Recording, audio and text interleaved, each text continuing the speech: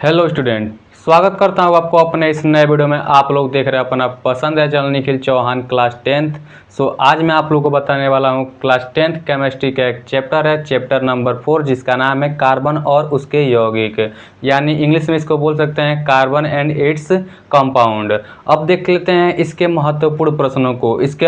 इसमें पूरा बुक नहीं पढ़ना है, जो महत्वपूर्ण है बस उसी को बताएंगे हम, जो यूपी बोर्ड में पूछता है। और इस बार भी उसमें से एक ना दो क्वेश्चन जरूर बनता है, एक लॉन्ग में और दो चार शॉर्ट्स में बनता है। तो देख लीजिए, पहले देख लेते हैं हम लोग इसमें संतृप्त और असंतृप्त हाइड्रोकार्बन क्या है।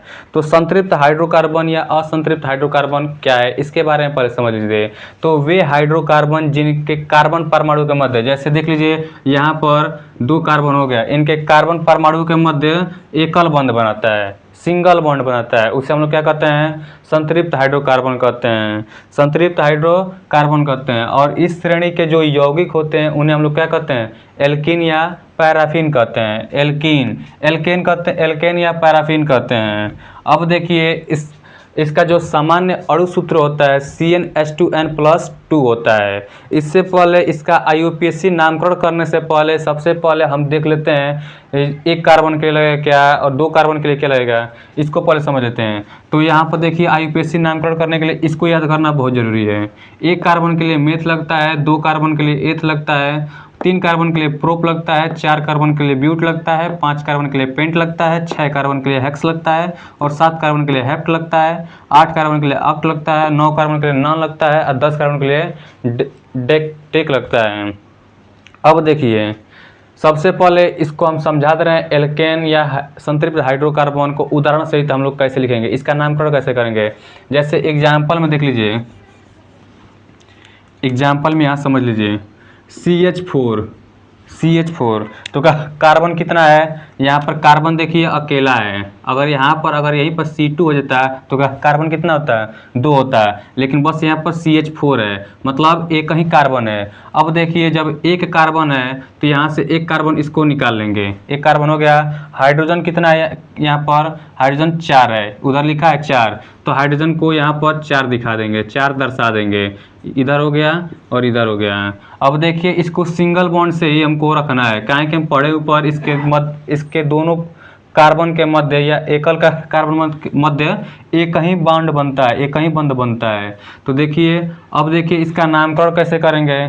तो देखिए, अभी हम बताएं एक कार्बन के लिए क्या लगेगा, मेथ लगेगा। तो यहाँ पर कार्बन कितना है, एक है, तो एक कार्बन के लिए मेथ लग जाएगा, मेथ, यहाँ पर मेथ हो जाएगा। और यहाँ पर देखिए, अभी एल्केन पढ़े ना, इस श्रेणी के यौगिकों को एल्केन अथवा पैराफिन कहते हैं।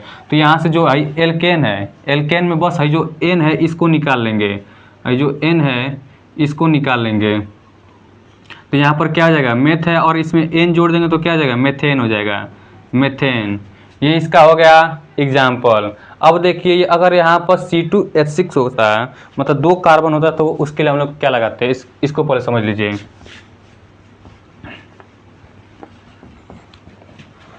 अगर यहाँ पर C2H6 होता है, जैसे अगर एक और देख लीजिए C2H6, अब यहाँ पर देखिए कार्बन कितना है, कार्बन 2 है, तो यहाँ पर कार्बन 2 ले लेंगे, दोनों कार्बन के मध्य एकल बॉन्ड होगा, मतलब सिंगल बॉन्ड होगा, एकल बॉन्ड होगा। हाइड्रोजन कितना है, 6 है, तो इसको 6 हाइड्रोजन इसको व्यवस्थित कर लेंगे। तो एक hydrogen, 2 hydrogen, 3 hydrogen, 4 hydrogen, 5 hydrogen और 6 हाइड्रोजन हो गया, हमारा व्यवस्थित हो गया। अब देखिए, दोनों कार्बन के मध्य एकल बॉन्ड है, यानी सिंगल बॉन्ड है। अब देखिए इसका नामकरण कैसे करेंगे, इसका नाम क्या होगा। तो दो कार्बन है, तो दो कार्बन के लिए लगेगा क्या, दो कार्बन के लिए एथ लगता है, एक कार्बन के लिए मेथ, दो कार्बन के लिए एथ, तो यहाँ पर क्या हो जाएगा, एथ हो जाएगा, एथ। अब देखिए, अभी यहाँ से एन को निकाले हैं, तो यहाँ पर एथ प्लस एन हो जाएगा, तो क्या हो जाएगा, एथेन हो जाएगा, क्या हो जाएगा, एथेन हो जाएगा। समझ में आ रहा है, यही है हमारा संतृप्त हाइड्रोकार्बन। आशा करता हूँ आप लोग समझ चुके होंगे। अब देख लेते हैं असंतृप्त हाइड्रोकार्बन। असंतृप्त हाइड्रोकार्बन क्या है। तो असंतृप्त हाइड्रोकार्बन क्या है, अभी हम समझे हैं संतृप्त हाइड्रोकार्बन क्या है। तो संतृप्त हाइड्रोकार्बन में केवल एकल बंध मतलब सिंगल बॉन्ड बनाता था, जिसको हम लोग एल्कीन कहते थे या संतृप्त हाइड्रोकार्बन कहते थे। लेकिन देखिए जो असंतृप्त है इसमें या तो द्विबंध बनाएगा या तो त्रिबंध बनाएगा, इसे हम लोग असंतृप्त हाइड्रोकार्बन कहते हैं। अब देखिए जो असंतृप्त हाइड्रोकार्बन है उसको दो भागों में बांटा गया है। इसके दो अंग होते हैं, कौन कौन होते हैं? एक तो एल्कीन होता है, दूसरा एल्काइन होता है। एक एल्कीन होता है, दूसरा एल्काइन होता है। अब देखिए एल्कीन क्या होता है, सबसे पहली बात इसको समझ लेते हैं। एल्कीन होता क्या है? तो वे हाइड्रोकार्बन जिनके कार्बन परमाणु के मध्य द्विबंध यानी डबल बॉन्ड बनाता है उसे हम लोग क्या कहते हैं? एल्कीन कहते हैं। अब देखिए एल्काइन किसे कहते हैं? तो वे हाइड्रोकार्बन जिनके कार्बन परमाणु के मध्य ट्रिपल बॉन्ड बनाता है, ट्रिपल बॉन्ड बनाता है उसे हम लोग क्या कहते हैं? एल्काइन कहते हैं। जैसे देख लीजिए इसका एग्जांपल समझ लीजिए। जैसे दो कार्बन है, इनके कार्बन परमाणु के मध्य डबल बॉन्ड, इसी को बोलते हैं डबल बॉन्ड।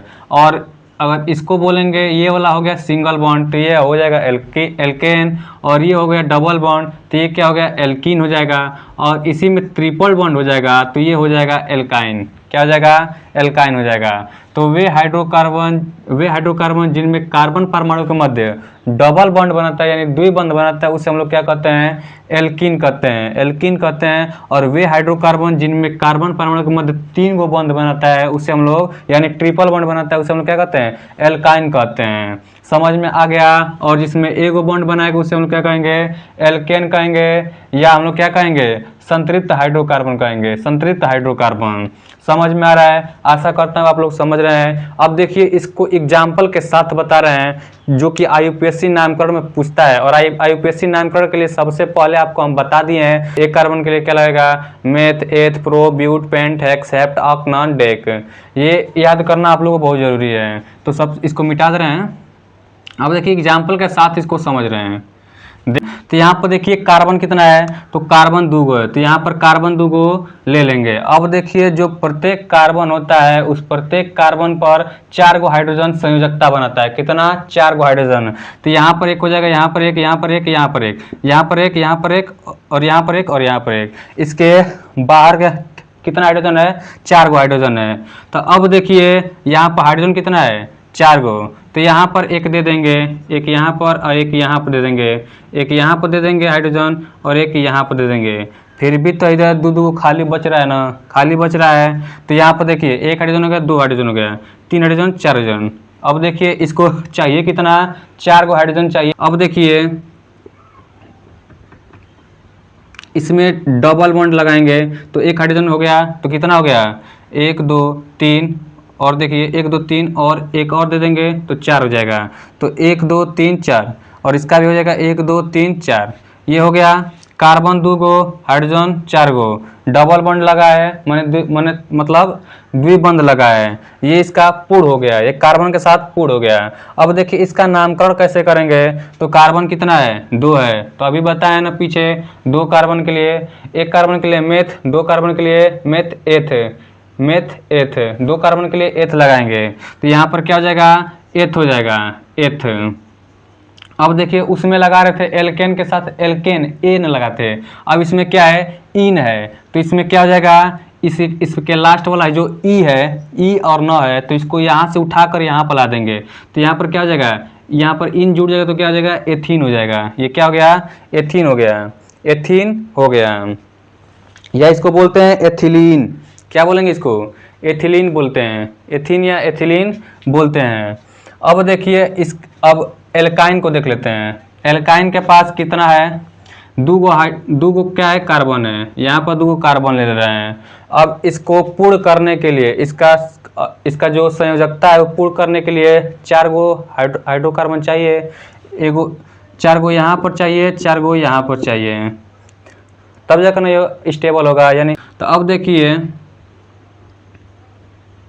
यहाँ पर कार्बन हो गया 2 गो, हाइड्रोजन यहाँ पर हो गया 2 गो, कार्बन 2 और हाइड्रोजन 2 गो है। तो यहाँ पर दे दीजिए एक हाइड्रोजन इसको दे दे रहे हैं, एक हाइड्रोजन इसको दे दे रहे हैं। यहाँ पर इसके पास एक ही हाइड्रोजन है, इसके पास भी एक ही है, इसके पास भी एक ही है। हम लोग पढ़ क्या रहे हैं, एल्काइन। तो एल्काइन में ट्रिपल बॉन्ड लगता है। कितना बॉन्ड लगता है, ट्रिपल बॉन्ड, ट्रिपल बॉन्ड। अब देखिए यहाँ पर एक हाइड्रोजन और 2 3 4, यहाँ पर हो गया 4 हाइड्रोजन, ये पूरा हो गया। अब देखिए इसके पास भी 1 2 3 4, इसका भी पूरा हो गया, इसका भी संयोजकता पूरा हो गया। मतलब कार्बन के पास 4 गो हाइड्रोजन होता है और इसको पूर्ण करना जरूरी है। तो उसके बाद इसका नामकरण करते हैं। अब देखिए इसका नामकरण करते हैं कैसे।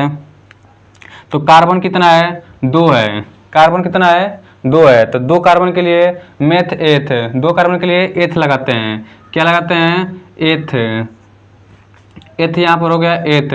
अब देखिए इसमें इन लगाते थे, इन, और इसमें क्या क्या लगाएंगे, आइन लगाएंगे, आइन।